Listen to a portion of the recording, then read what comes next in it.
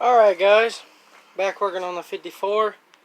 I think I've only made one video so far. I changed the name of my channel. It's going to be Shade Tree Mechanicking now. So this is going to be the first video, the channel being called Shade Tree Mechanicking. So, as you can see, I don't have a fender there no more.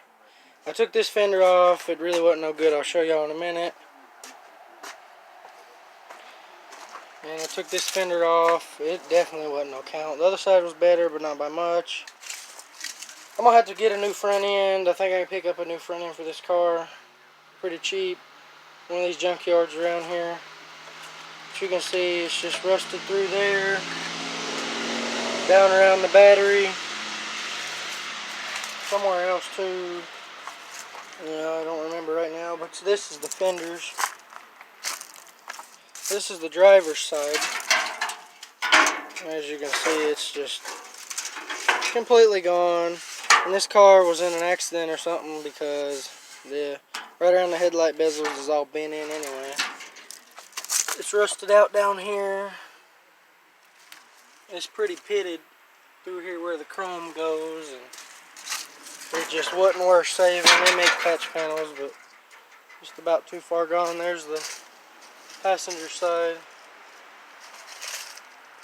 It's a little worse, but so I took them off, and eventually I'll be taking off the inner fenders, this whole radiator support, and all this because of the cross member under this car. If y'all can see that, it'll need to be changed. These cars just rust out. Ford didn't design them. They designed them with that downward valley in the middle right there. So the radiator support, the cross members are real bad about rusting out. So I have to take the front end off, pull the motor out, cut that one out, weld in a new one. I'm in the process of changing out my plug wires. I got the one for the coil on now. I hadn't got any of the other ones on. They run through a little old connector right there, and I can't seem to get them through there yet. Let me get my creeper. I'll show you under the car. I'll just crawl up under here. I put an oil filter conversion kit from the canister oil filter to a spin-on oil filter. The canister oil filters they leak. I hope y'all can see that. It's just a plate with a screw. You got a gasket that covers up the old hole with the screw with threads on two sides and makes it a spin-on oil filter. Whole lot easier, simple. I got a new master cylinder. I'm working on getting brake lines on there right now. Let's see. That's really all I've done on the front. I cleaned up all through here. I got new brake hose on there. I cleaned up all that right there. I'll show you what it used to look like, because I haven't cleaned this side yet. That's what it looked like. 65 years of dirt caked on it. So that's where I'm at on that. And a lot of people probably don't even know what any of this is. This is a tune-up kit for these old cars.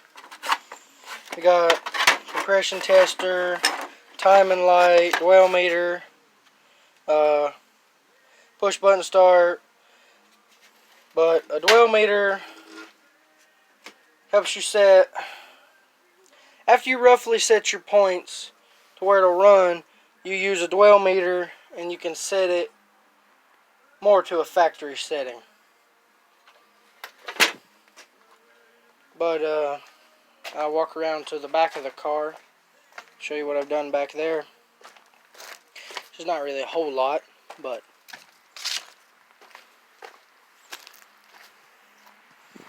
I got a new trunk lid, got it painted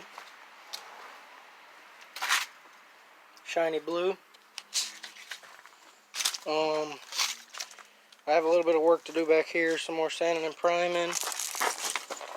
We got new Gabriel shocks under the rear end. I think you can see that one. Put those on the other day. And my quarters on this car are pretty solid on the inside for how old it is. I'm really surprised. I think this side over here has one little hole, but that's not too bad for how old it is. I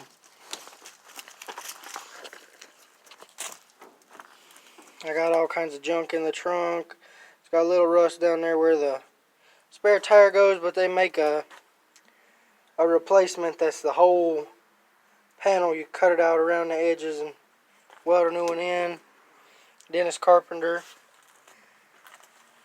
Order all that from there, and I took my brake drum off on this side, sanded it down, painted it with heat paint.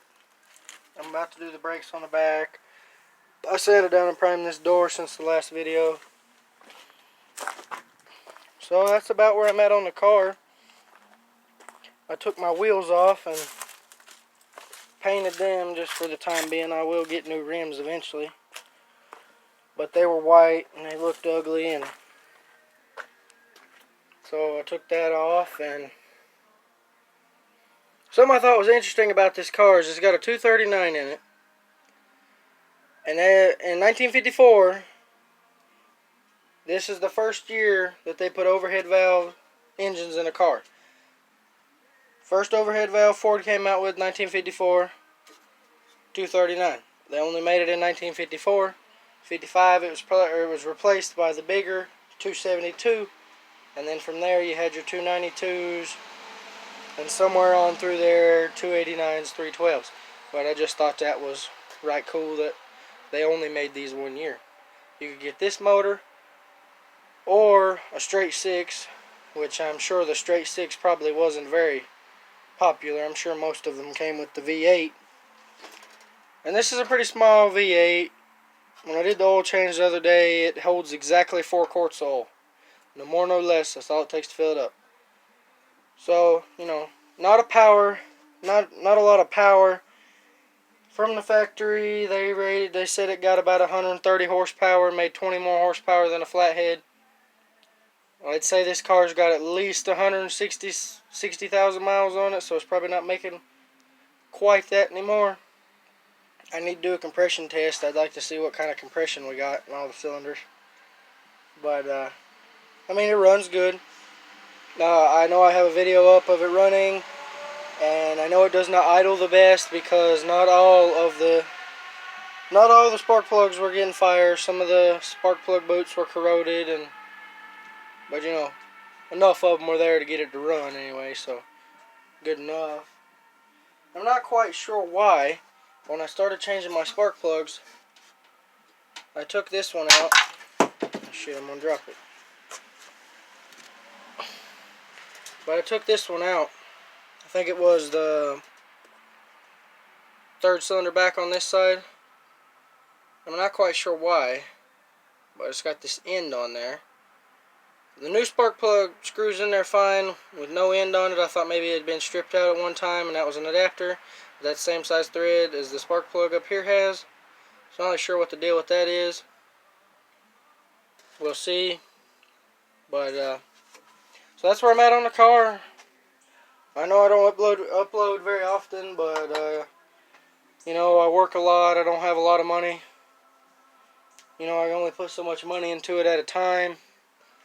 So if anyone watches these videos, thank you for watching. Drop a like, comment what you'd like to see me do to this car, and thank you for watching. Hope you liked the video.